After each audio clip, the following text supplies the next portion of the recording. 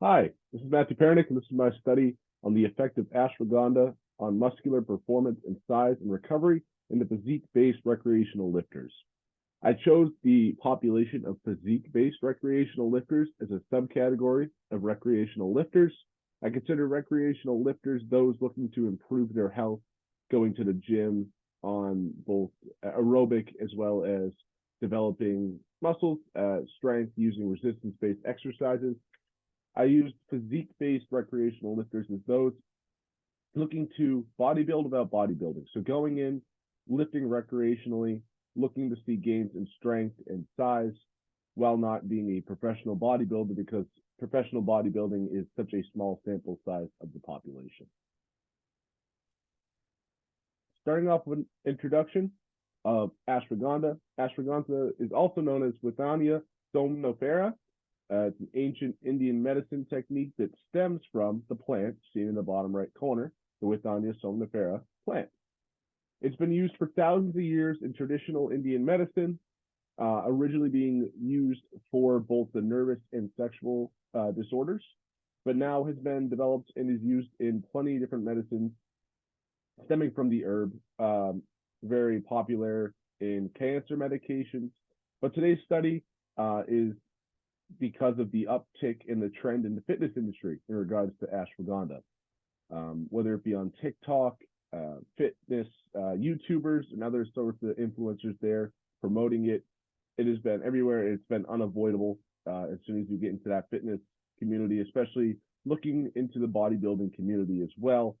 So that's why we're addressing it today. It's in recent years, it has become more prevalent. So that's what we're going to look at today. Starting off with its effect on muscular size. So building that hypertrophy, which is, again, very highlighted benefit of it in the fitness industry. So we're going to be looking at a few studies. Down in the bottom left corner, we have cited some of our sources, as well as the ISSN published these studies.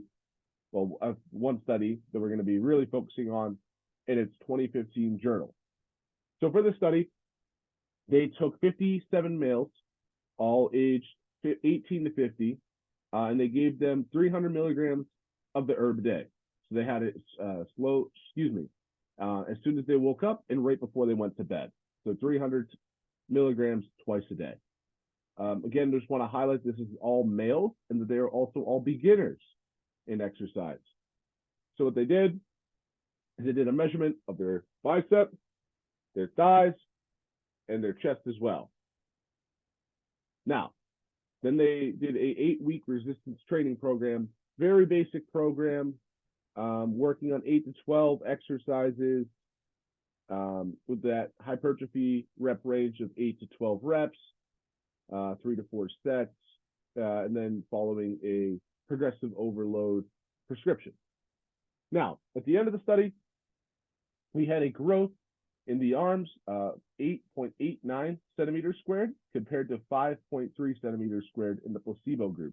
So that is a significant improvement in bicep size in comparison to the placebo group. So they're both beginners, both the placebo group and those on the ashwagandha supplement, but this was a significant improvement between the two groups. As you can see, almost about 3 centimeters improvement between the two groups.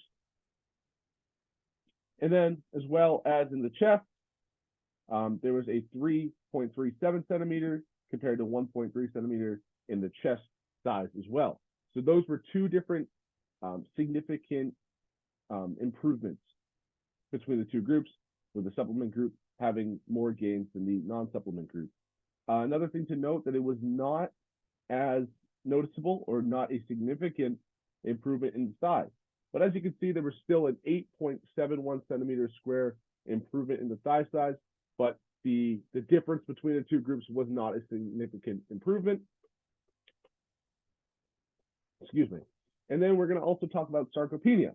So as a recreational lifter, physique-based, eventually, hopefully, if living a healthy life, they're going to become older.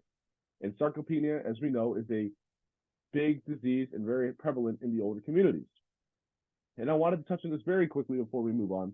So due to muscular size, the sarcopenia is a deterioration of muscle size, which leads to a lack of muscle strength and then Activities of daily living become a lot harder because we don't have the strength or muscle size to complete these.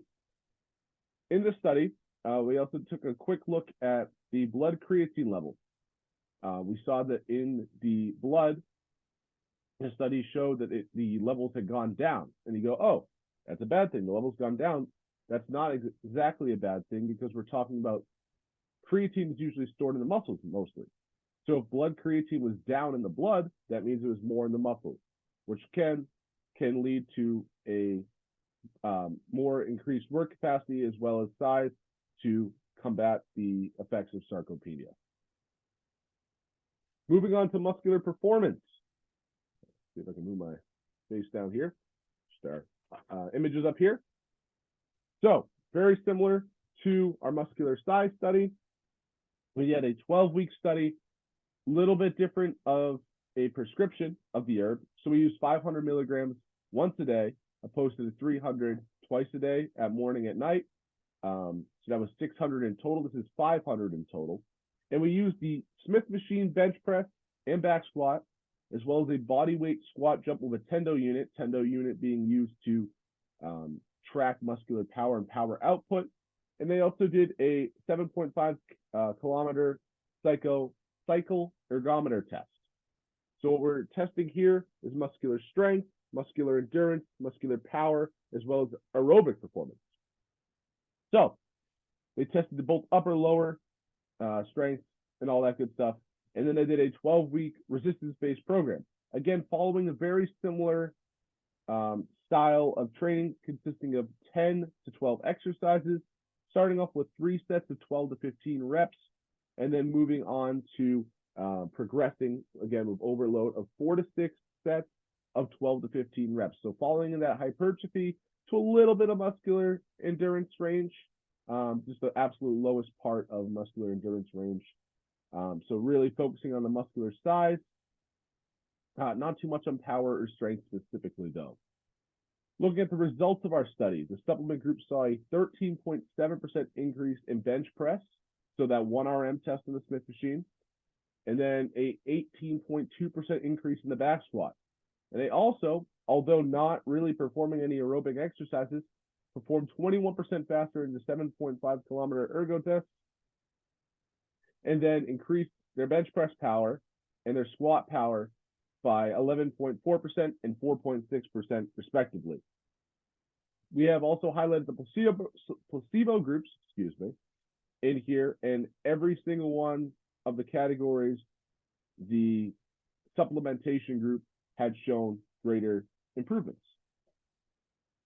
So far, so good. It's going to increase your muscular size, increase your muscular performance in all regards, even if you're not specifically training all these different events.